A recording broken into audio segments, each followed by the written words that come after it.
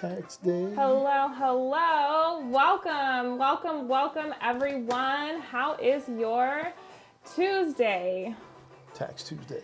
If you can tell, I'm still bundled up. First of all, I think growing up, I hated turtlenecks because they would bother my neck. I just hated, I was picky about the way my socks felt. I was picky about collars of my shirts.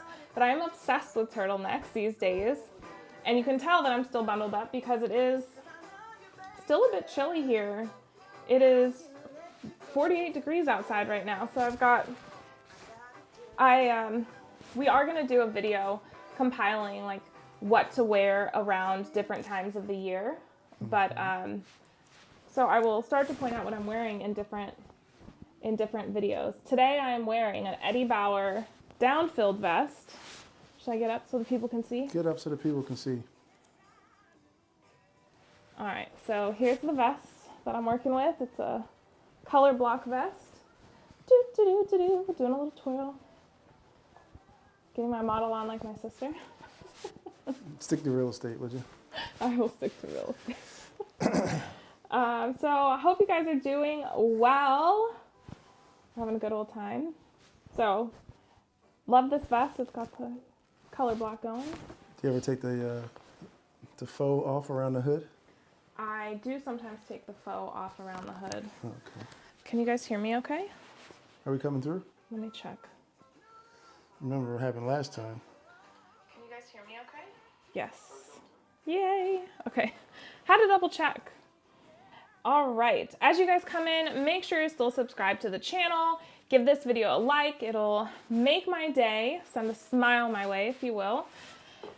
And today we are talking about tax day. It is Tuesday, April 18th, officially tax day on the calendar. So I would love to hear from you guys.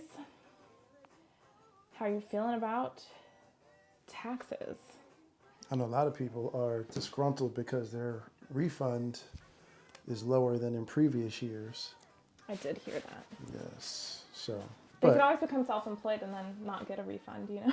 Or adjust your W-2, because people who I respect a lot always say if you're getting a refund, you basically gave the government an interest-free loan all year long. That is correct. Which is 100% true. So maybe we have to share some info on that someday. I don't know. Yes. Yes. Okay, so welcome back to Living in the Pacific Northwest with Hal Byrd. I'm Hal Byrd. I'm a licensed realtor and certified relocation specialist in the Portland metro area, focusing mostly on Clark County, but I also cover the Tri-County area in Portland, which you'll know what that is in a few minutes. So if you are looking to buy, sell, or invest in the Pacific Northwest, make sure to shoot me a text. My info is right here. There's my phone number. My Instagram, if you want to see behind the scenes things or my thoughts on the market. I don't really do market updates on this channel because if I posted a market update today, it'll be obsolete in just a few weeks, in a month. Can be. So don't really do a lot of market updates here, but if you want to hear my thoughts on the market or ask me questions, I do sometimes anonymous questions over there. I share what I'm seeing at different homes that I'm showing my clients, when my clients go under contract and sales and, different things like that. So yeah, you can follow me over on Instagram. You can search for homes on homewithhal.com. And what else? Oh, my Zoom link is in the description below if you want to schedule a Zoom with me to chat about your home buying needs, or if you're interested in a career in real estate, or if you are already a successful realtor and would like to work together. Schedule a Zoom with me. We can chat about how we can work together. Okay, so I think that's everything. If you guys have any questions, I have my comments up, so I'd love to hear in the comments from you guys. Say hello, where you're tuning in from, maybe what the temperature's like where you're tuning in from.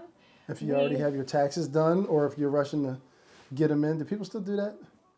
I'm old enough to remember people would be wrapped around the block trying to drop their tax returns into the mailbox. Well, you can submit them electronically now, so I'm sure that there's a digital line wrapped around the block. There's no more mailboxes even, is there? Yeah, they did away with the postal service. Are you coming on camera? I was, but Do you want to say hi? I'm shy. Come on. Come on and give a wave to the people. Hello, good people of Hal's World. How we doing? We're coming through good. I got you in on the TV. Oh, I'm on the TV. Am I on your TV? Let me know if I'm on your TV. Whether you're live or watching the replay. Okay, any updates that we want to share? I feel like there's so much that happens on a week-to-week basis. I'd love to sit here and update everyone, but I just... Like, Well, we need to do a insane. better job of documenting the journey, like just day in and day out, dealing with different clients, different scenarios. I think people will find it interesting because to me, it's just all kind of outside the norm ways of learning about the area. Like within the last week, we, oh man, it just skipped my mind. See? This is exactly what I was saying. You lose Right. track of And it. you do a good job of like shorts and stories and stuff. I'm just being old school. I don't watch a whole lot of that, admittedly, but. So old school, you watch YouTube. Julia says, tuning in from Alberta, just came across your live stream. I remember joining your guys' Facebook group for newcomers to Vancouver last year. Well, we're glad to have you in Vancouver Talk and glad to see you over here on YouTube. Vancouver Talk is our local Facebook group for kind of like water cooler talk. We allow small businesses to promote themselves on Mondays in that group. People can post yard sales or ask questions about Events. Yeah, events. It's just water cooler talk to let people know what's going on around town. So we dearly love Vancouver Talk and everything that it has become out of Jarrett's vision when he started that group almost 5 years ago. Mm-hmm. Yeah, 5 years. And what it is becoming, because it's growing and it's growing fast. So, which is nice because it gets more input and more resources in there for everyone to help. So it's a really good group. The link is also in the description. What's the weather like in Alberta? Yeah, Julia, what's the weather like? Okay, I'm going to share my screen. Today we are going to talk about taxes.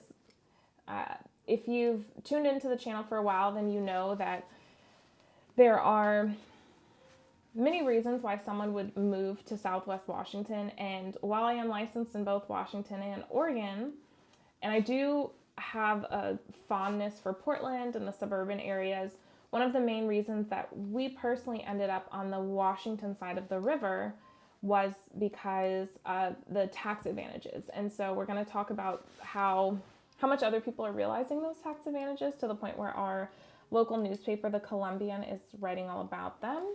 Mm-hmm. And if you're not a subscriber of the Columbian, then you won't have access to these. So we're a little bit of your source. Hashtag fair use.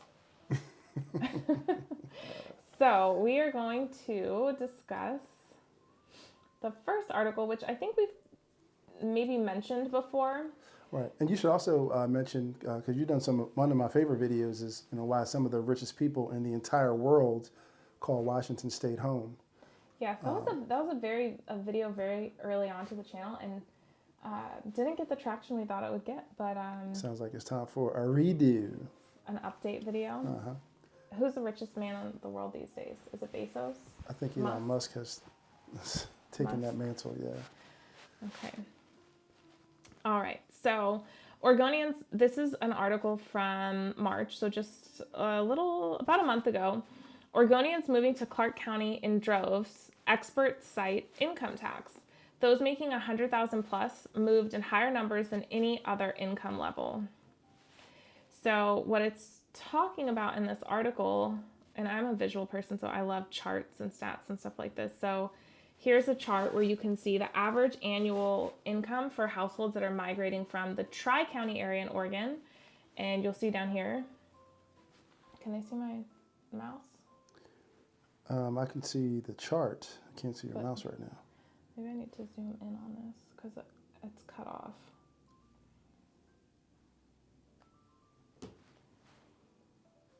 Can I see it now? No. Come on. Anyway, the Tri-County area is Multnomah County, Washington County, and Clackamas County. And so if that's pretty vague to you, I pulled up a handy dandy map And you can see in this it says the 7-county Portland, Vancouver, MSA Metropolitan Statistical Area. What's all that mean? I don't know, ask the government. So Multnomah County, you can see it's a straight line here, and it's going pretty far out into the gorge. The county line between Clark and Skamania County, Washougal, actually, parts of Washougal straddle Clark and Skamania County. So most of Washougal is going to be in Clark County. That's our easternmost boundary. And then you have Camas if you go a little bit more west. And then Vancouver goes all the way from this little blue line is Lacamas Lake. So Vancouver starts just west of that and goes all the way to this little, I'm going to zoom in. It's not a great quality map, so you're going to have to bear with me. This little lake here, which is Vancouver Lake. And then the river turns north. So along the southern part of Southwest Washington and Clark County, there's only 3 cities: Vancouver, Camas, and Washougal. And as you go more north, you're going towards St. Helens and Cowlitz County. But this is mainly the county that I cover. This is where majority of my clients are moving to. I have a couple clients up in Cowlitz County and one in Wahkiakum County. And King County too, right? King County is Seattle. I thought King County extended down to Olympia. That's not King County? I think they're in a different county. Yeah, they're in a different county. All the counties up there are smaller. There's like King and now I'm blanking on the rest of the names. Pierce County. Pierce, yeah. And there's like a ton of smaller counties up there. So in the Oregon side, the Tri-County area, you're looking at Multnomah, which is going to have Portland roughly right here between this area, which is like North Portland, then where the Willamette goes down and into like Forest Park. It's all Multnomah County, all the way into the gorge. So if you've ever been here and you visited Multnomah Falls, it's in Multnomah County. On the Oregon side. On the Oregon side, yeah. And then you have Washington County, which is going to have like Beaverton, Hillsboro, some of the Oregon suburbs, like really popular Oregon suburbs. And then you've got Clackamas County, which has cities like Clackamas, Happy Valley. I think Lake Oswego is in Clackamas County, Westland, places like that. So this Tri-County area, so we can reference, these 3 counties, Multnomah, Clackamas, and Washington, are moving to Clark County. And you can see income-wise what those numbers look like. So the biggest population or the biggest group of people that are moving into Clark County are people that make more than $100,000. Average migrating households. Is that the number per year, number of households per year? Probably, right? 547 between 2016 and 2021. Yeah, that's per year. And what's interesting to me is that the second biggest group is the 40 to 60,000 range, and that the lowest is 80 to 100,000. That is interesting, yeah. You would think it would be more. Maybe the 40 to 60s are up and comers, and they know they're heading to 100, and they're like, let's beat the. Are there young couples wanting to have kids and they want to move to the suburbs? Could be. Because there was also an article you did recently where you shared how $100,000 plus millennials are moving to Washington State. More than any other state. More than any other state. So, never know. But it's fascinating to see the numbers. And then again, this is just from Oregon into Washington, not to mention all of the other states, the high income tax states like California or New York, or I have a client from New York right now. Arizona. Who's also a realtor. Did I tell you that? Yes, you did. Julia says, it's not bad for Alberta, the weather. And she said, glad you guys are doing well and still making content. We are. Thank you. And thank you guys for the likes. I see the likes coming in. I really appreciate it. More than you know. It really helps other people like you find the channel. So let's see. If death and taxes are life certainties, surely moving must be a near certainty. People move for jobs, better home, convenience, health reasons, better schools, smaller homes, bigger homes. Not just homes, I would say bigger lots. Like, you can get more land here than you can in other places. I have a client who's closing at the end of the month, and they're moving from, they used to live in a townhouse in San Diego, and now they're going to have 5 acres in Washougal. And my client from New York, he lives in like a think he has a quarter acre right now, but he was like, or half an acre, and he was like, I'd want more land, and we put an offer in on a house that was 4 acres over the weekend. Multiple offer situation. Yeah, and it's funny. This morning I was working out and I was looking out the backyard, and we have a relatively modest sized backyard, but it's still vastly larger than anything I had growing up in Philadelphia. So if you did want some semblance of a backyard, either for kids or to entertain or for dogs, even the most modest sized lots here are bigger than a lot of areas that people may be coming from.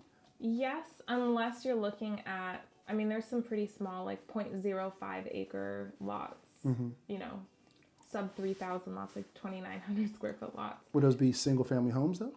Some of them, yeah. Wow. They do these, remember the houses over by Winco on the east side? Yeah, but those are new. So I'm talking about houses that have been, at least 20 years old, Yeah, if you're looking at 20-year-old homes. And if you want new construction, you can find everything from 0.05 acre lots to, which is like 3,000 square feet, to there's 2 developments that I can think of off the top of my head. One is in Camas and one is in Ridgefield, that they're actual communities and they're all 5 acre lots. And it's one of the luxury developers who's developing them, and you can use them or you can bring your own builder. And they build a really nice product. Wow. So if you're interested in something like that, let me know. Also, next month, I know we're talking down a little on Oregon today, but next month I'm going to be attending an event for the brand new Ritz-Carlton residences. So if you're interested in luxury high-rise city living, which Vancouver can't really offer the way that Portland can, that might be something you want to take a look at. And I don't, just to interject, I don't think we're talking down. Your job. It's facts, I guess. I think facts. one of the reasons you're so good at what you do is because you present facts and you help people set expectations. So, obviously the article will go on to say all of the upsides of Oregon, but you can't argue with the numbers. So if you're making money, I think most people like the idea of hanging on to more of their money than less. Right. And then in this situation, basically with the Columbia River running through the middle, you have one state that charges about 10% of your income every year in state income tax, and then one state that charges 0. So I don't think that's talking down. You're just presenting information. Facts, yeah. Facts, yo. But it's like the facts are so staggering that it's almost an indictment on Oregon, unless you like paying high taxes, I guess. Some people do. Like we've met people from Portland, like at the winery that we're members of, and they were talking about how people in Portland wear their like Oregon Portland pride is like a badge of honor. Like we're better than you because we invest in our cities and whatever. Oh wow! Do you remember that? Vaguely, yeah. Like they weren't saying that to us. They were saying that they know people like that. Yeah. Okay. Love cars going by, don't you? Maybe you guys didn't hear. Okay. While Clark County has long been and continues to be attractive for the relocation of city dwellers, it's not just city dwellers who relocate, it's everyone. Chris Bullock with Vancouver's Miracle Man Movers is a moving expert. His team moves people and their things into, out of, and around Clark County every day. And yet his own data shows that his company has moved more people from Oregon north to Clark County than they have moved them south. So the migration pattern is definitely coming this way towards Washington. And we have friends, personal friends who live in Oregon and they love where they live, but I always kind of giggle inside when they'll say little things like, yeah, I may be moving someday soon too, I have two friends that are possibly moving out, ironically, both out of Sherwood back, or one will be the first time coming into Vancouver and this other one will be coming back to Vancouver, moved down to Sherwood and wants to come back. Sherwood's a suburb of Portland. Yes. Okay. For those who may not know. Thank you. You're welcome. What would I do without you, love? Who knows? Between 2016 and 2020, the data showed 5,400 people moved into Clark County from Oregon's Multnomah County. And I haven't found any solid statistics for during COVID or post-COVID to show exactly how many people are moving into Clark County, but not just from Multnomah County. It was about 5,000 people are moving into Clark County every year. And our county population is just under 500,000.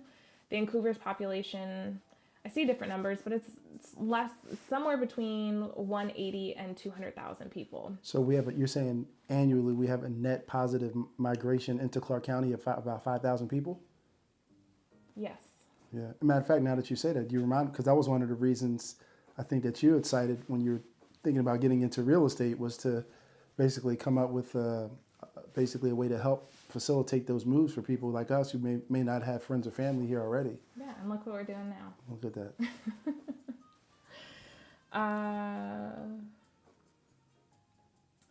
Let's see. What else do I want to say about this? Which you already covered on, but Washington has no statewide personal income tax. There is, if you are a business owner and you're moving your business here, then it's worth knowing that there is what's called B&O tax, business and occupation tax, which is a tax on your gross receipts. So there's no write-offs, or it's just off of your gross. They're very small percentages. Like in real estate, we pay 1.75%. And depending on the industry you're in, like I know for a fact, travel agencies have a really low one to kind of, I don't know, I guess the travel agencies lobbied for a lower rate. A lot of manufacturing companies have lower tax, like B&O tax rates. So it's not that we don't have taxes. We obviously have property tax, we have sales tax, but no personal income tax. And one of the things I was talking to one of our clients, and they were saying that the first year that they moved here, they were shocked because they were like, oh, there's nothing even to file. Like there's no Washington tax return where you say, hey, I made this much and I'm paying $0. Like there's nothing to file. You just file federal, which is also cool because if you're really attached to your tax person, wherever you're moving from, they can still do your federal taxes even when you move to Washington, because the federal taxes are federal. They don't need to do your state taxes. So if you don't want to switch tax people, you could just keep your tax person on. Not tax advice. Not tax advice. None of this is tax, legal, any sort of advice. This is all for educational purposes, with the disclaimer. Fair use. Melody777 says, hi, glad to see you both. Thank you for being here, Melody. We appreciate it.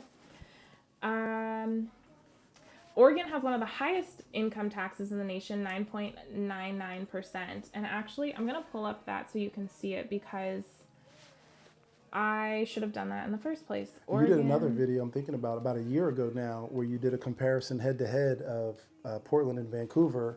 Mm-hmm. And then I think you did a kind of a deep dive on taxes and how basically the tax structure in Oregon is in some ways even higher than California because of the way the brackets are structured.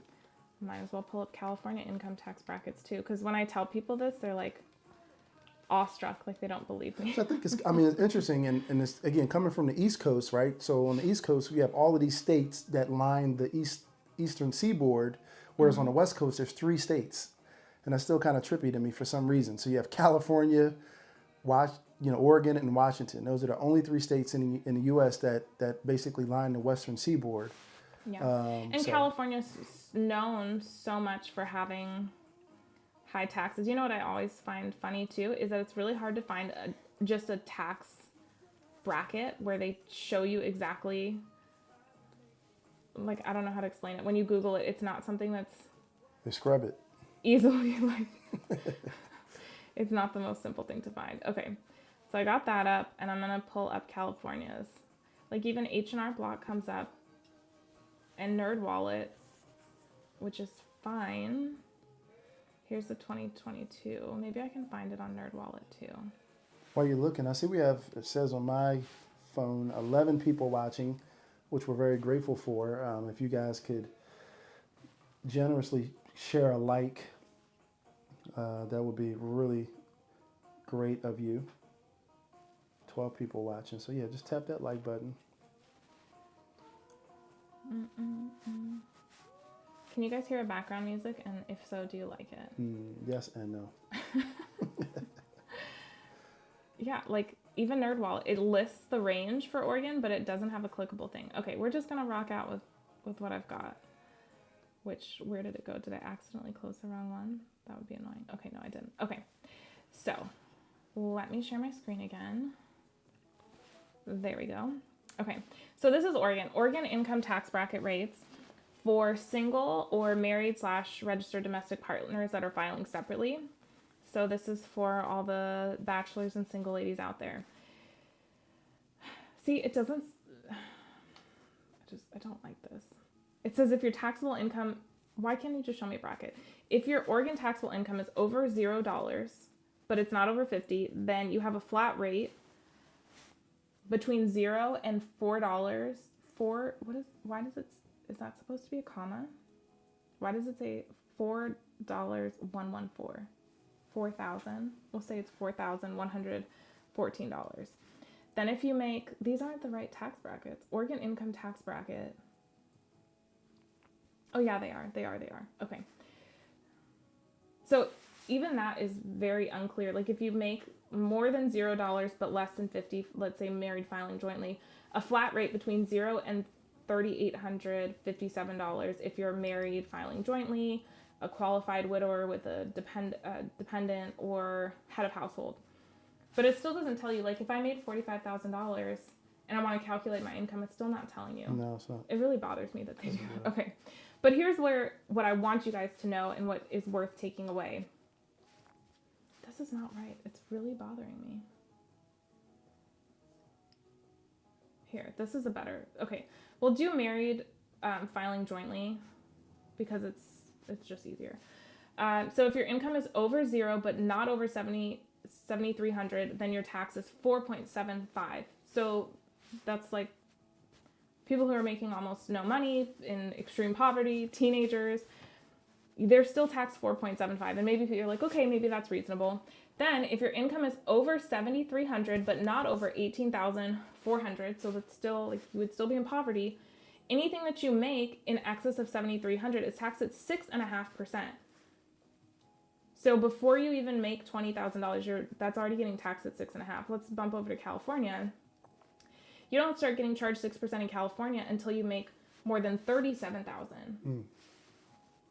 Then going back to Oregon, married filing jointly, if your income is over $18,400 but not over $250,000, and I would say that is the majority of Americans. Right.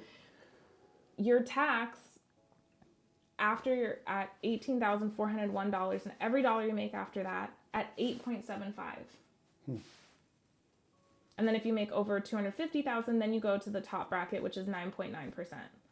And then you can see the numbers. It's basically half. So if you're single, it's $9,200. Then you're, after that, up to $9,200, you're taxed at 6.5%, and then after $9,200, so before you even make $10,000, you're already in the marginal tax rate of 8.75 if you're single or filing separately. I personally find that egregious. So to get to 8.75 in California, you don't start getting taxed at 8% until $52,000, not $18,000. $52,000. Right. So California is, to me, when I look at those numbers and I'm comparing California to Oregon, California is more friendly to the middle class from a tax standpoint. Your taxes would be lower if you make less than $100,000. Well, one thing we don't talk about, and again, to me, you got to compare apples to apples, is that if you live in Oregon, you don't pay sales tax. So. True.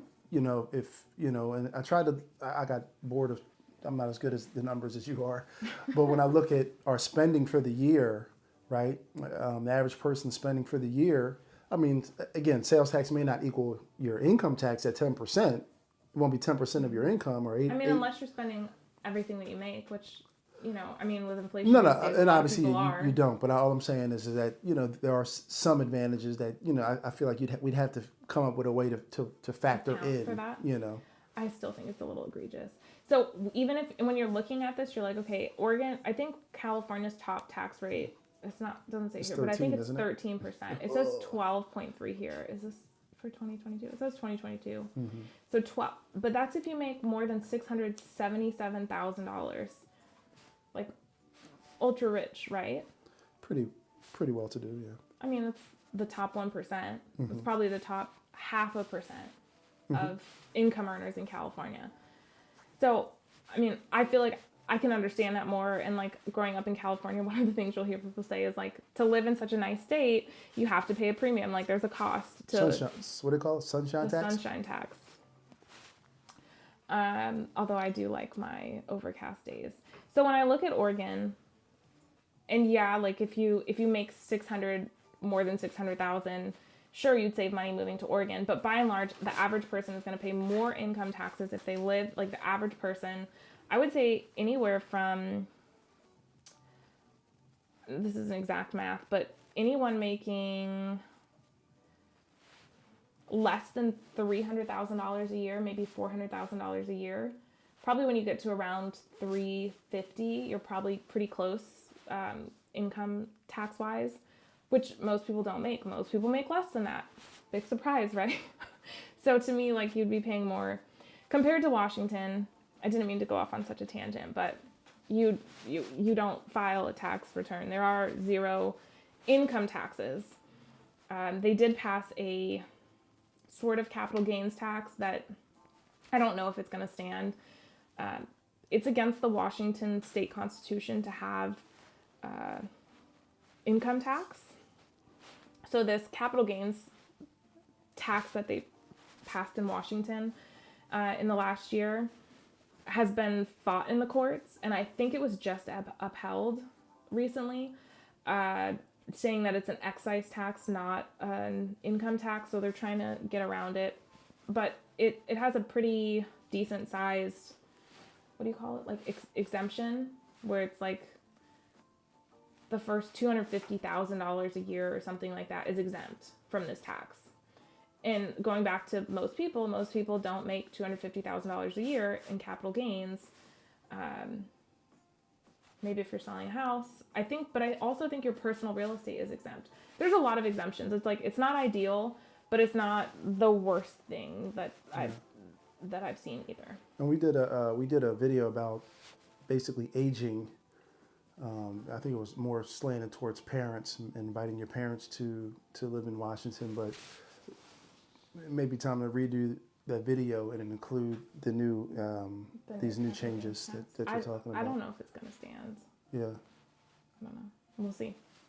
Okay, so that kind of talks about, this article is talking about individuals moving from Oregon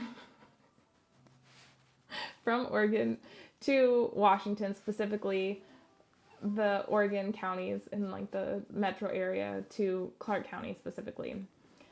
Economics is a big issue. If Portland grows, it will grow slower than Vancouver. Vancouver's growing. There was an article in the Oregonian talking about how Portland should be copying Vancouver, which I don't think, if you don't live here, I don't think you realize what a big deal that is.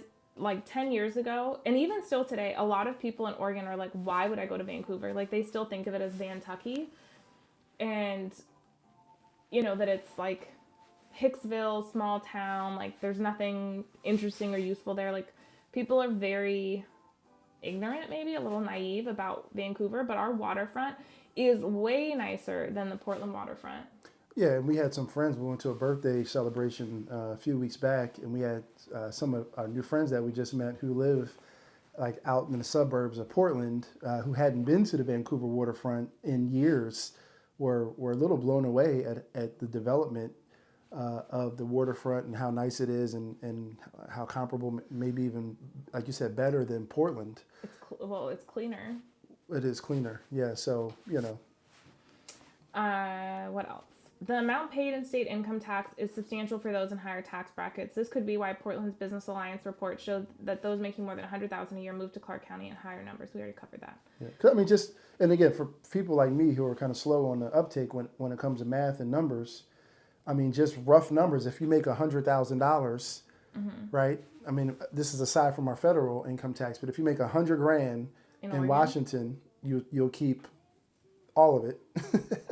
Or minus your federal taxes and whatnot. Right. In Oregon, literally 15 minutes away from here, across the river, you're at least $8,000 to $10,000 lighter. Is that fair to say? Yeah. So let's do the math while we're sitting here. So because it says if your income is over $18,000 but not over, then you pay $1,096 plus 8% 8.75% of the excess of $18,400.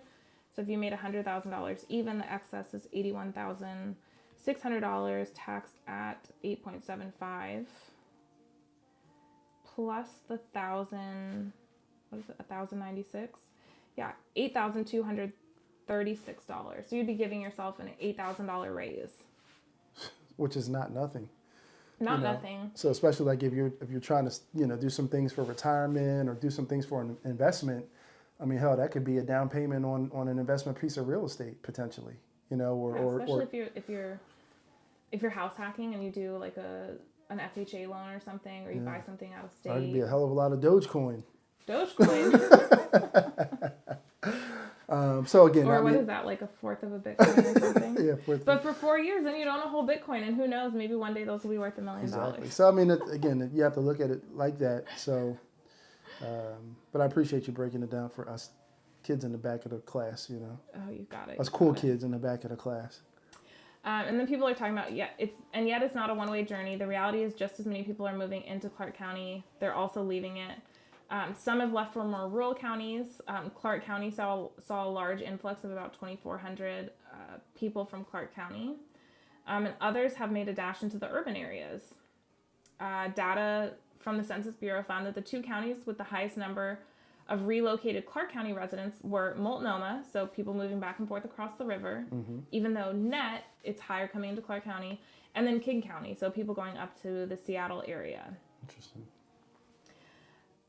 Portland is a good place, and you'll continue to get young people coming here, but the next movement would be in the outward direction. No surprise there. Yeah, and as a big shock to us REI fans, the flagship REI store in the Pearl District, downtown Portland, just announced that they're closing, which I can't tell you how sad that makes me, because you know how much I love going.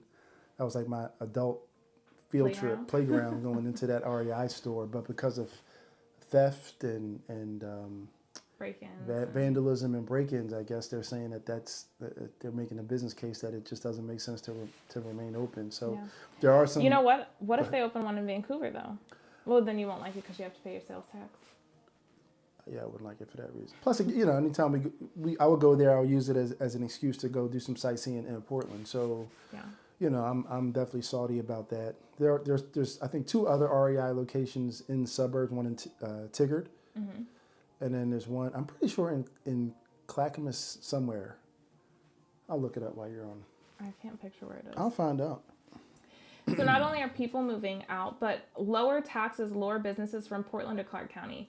Companies escape city's crime, cost of living, homelessness problem by moving north. Happy Valley, I'm sorry. There's REI in Happy Valley. Close enough to Clackamas. So this is a new coffee shop, Motor Mocha, which is like a motorcycle, I think. Maybe it's just drive-through. So Moda, now it wants me to log in. Hold on. I thought I was logged in. This article is premium content. Cannot believe REI is closing. Okay, we're unlocked. Okay, so Motor Mocha was a Portland landmark drive-through coffee joint before it was a popular thing. Before it became Coffee People and then subsequently closed, Motor Mocha had a dozen locations. Earlier this year, it made a comeback, but not in Portland. This time it opened in Vancouver on East Mill Plain Boulevard. Whoa, we gotta check that out. I can't even picture where that is. Some of the menu is the same as the old Motor Mocha. The design is slightly different. There are several examples of businesses moving from Portland to Clark County or choosing Clark County instead of Portland, so it's a trend. But despite Portland's heavily publicized problem, there hardly appears to be an enormous migration. What do you think about that? I wouldn't say enormous, but what it says, struggles with crime, homelessness, and the city's high cost of living have taken the bloom off of the Rose City. Vancouver's commercial landlords have seen a fair amount of new lessees coming directly from Portland, particularly from downtown Portland, said Senior Vice President at Capacity Commercial Real Estate Company.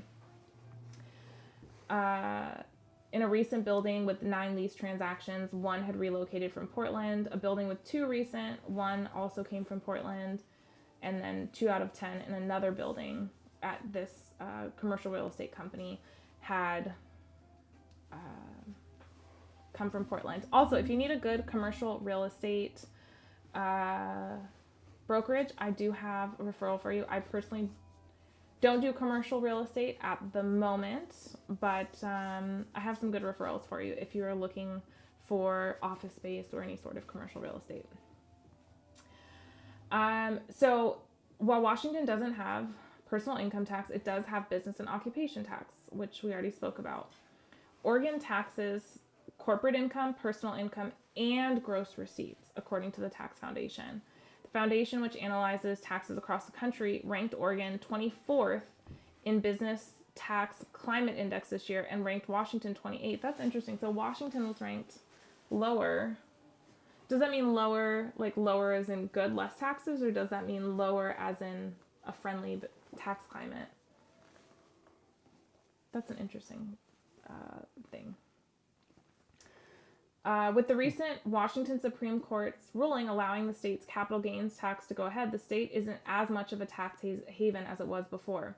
Money management company Fisher Investments, this is a big deal, announced that they will move its headquarters from Camas to Texas after the court announced its decision.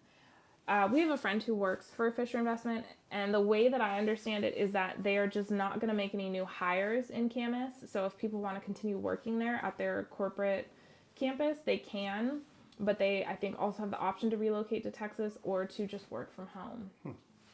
I believe that's how they're doing it. So they're kind of doing a slow phase out, and I wonder if they're not like just hard pulling out because they want to see if it's gonna, like, the courts upheld it, but I'm assuming that voters could vote to overturn it if we wanted. Yeah. Although Portland's loss may look like Vancouver's gain, it doesn't necessarily work that way. Despite the tremendous growth of Vancouver. This is a working office, okay? It's a working office. Despite the tremendous growth of Vancouver, it's still a suburb of Portland. And some businesses will always want to be in the downtown core. So I think that's everything that we want to talk about. And I agree with this quote from Fuller's own firm as one example. Although she works in Vancouver, her company's headquarters are in Portland, as are 40 of her peers. I want Portland to be healthy. And I think that's the thing. I would love to see Portland. I think that Portland is not in the best place it's been. It definitely wasn't as bad during COVID as the news made it seem, because we would go into Portland pretty much the entire time we've lived here. We've gone into Portland at least once a week. We were there today. We went to downtown today. It's not as bad as they make it seem, but I also think that it's not that great either. It's not at its height. It's not thriving. It's not doing as well as it could do. And I mean, in some ways, I think Vancouver could be doing a better job. Like, I guess government always has the task of, and its citizens have the task of trying to improve things and make things better and better for people to live. So there's certain things that I would personally like to see happen in Vancouver and Clark County that would, in my opinion, improve the quality of life. And then in Portland, you know, I'd like to see them get a handle on their homelessness. Like, I think Vancouver's doing a really good job with homelessness with our stay safe communities. Yes. And then Portland went and copied it. So they should copy our homelessness plan and also Vancouver's waterfront, and they would probably be in a better position than they are now.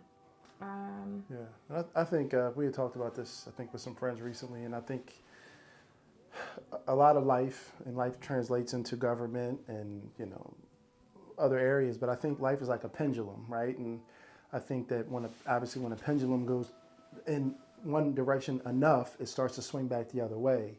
Mm-hmm. So I think, you know, the big thing in Portland, the blight, kind of a lax attitude on crime and theft and shoplifting and stuff like that, it's gotten to the point where, in essence, you have businesses like REI and a lot of, I mean, just about every day I read about some company or business or restaurant or bar that's shutting its doors And we And know, citing. yeah, and we know from Hayden, crime. Hayden Island, which is kind of sits in between mainland Portland and Vancouver.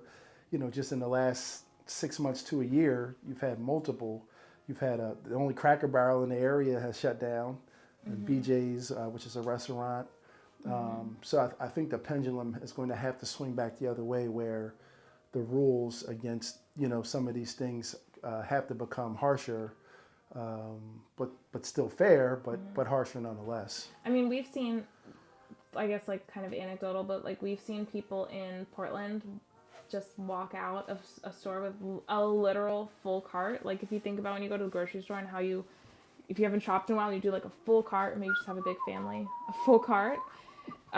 We saw this lady take a full cart out of Home Goods, ran past the employee, almost ran the employee over with her cart, and they were just like everyone in the store was looking around like, what's gonna happen? And there's nothing we can do. They were like, it just is what it is, which also makes prices higher on us, because obviously the business isn't just eating that loss, they're gonna pass it on to their customers. So let's see. Judy says, happy I caught the live show today. Mostly cloudy and cool here today, but I'll take it before the summer heat. Judy from SoCal. Amen to that. Yeah. Jared, Oh, speaking of weather, we have a video. Can I come on camera? you can come on camera. We have a video that is in the production pipelines right now to be released. Last week we had the good experience of going about an hour and a half from Vancouver up to Timberline Lodge, which we're big fans of.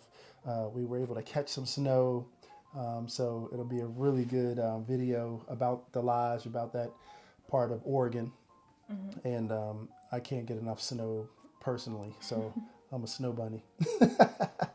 But we have that video coming out soon, and you'll see it. It's visual. You'll see this one here in her wintry brilliance in the snow and everything. So looking forward to releasing it. When will that be out, ma'am? End of week Friday. End of week Friday.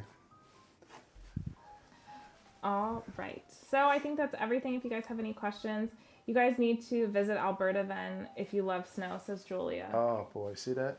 We do.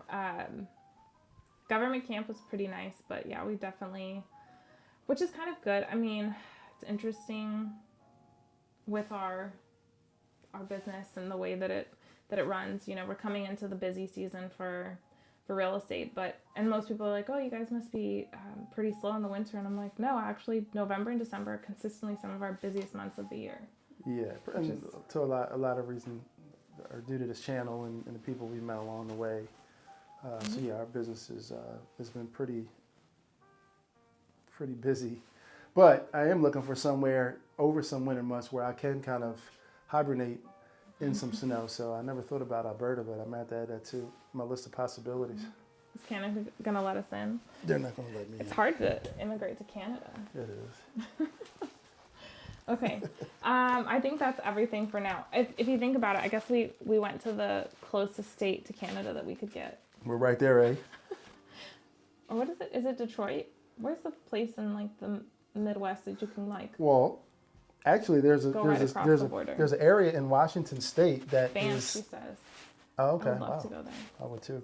But there's an area in Washington that we know that is actually above Canada. So you have to go to get to this place in Washington. It's not above Canada. Well, what am I trying to say here? What part is it? You can only Port get Roberts. to it. Yeah, you can only get to it through Canada or by To get boat. to it through Canada. Do you It guys sounds want me to like- show you that? This is living in the Pacific Northwest with Hal Byrd. Where's I love the area. When we were looking to move here, I was like, how cool would it be to... He was like, could we move there? I was I like, said, it's probably cool and a pain in the ass to have to go through to Canada to get home from work or something every day. So to give you context, zoom way out. Oh, what am I doing this right? So where's Seattle? Seattle is down here. Puget Sound, Whidbey, the San Juan Islands, which I hear are some of the most beautiful places. Yeah, I think need we're to gonna go, go there eh? this summer. And so Point Roberts is here. It's only connected by land to Canada. And the only other way to get to it is by boat. So I feel like you'd be pretty safe, you know, when the apocalypse comes with the zombies, because they don't swim usually. But you're still connected to Canada, so you get all the Canadian zombies. What about this little place down there? That little island? Yeah. Can we buy that? No, you cannot buy that. Patos Island. Patois? Patos. Oh, there's a lighthouse there too.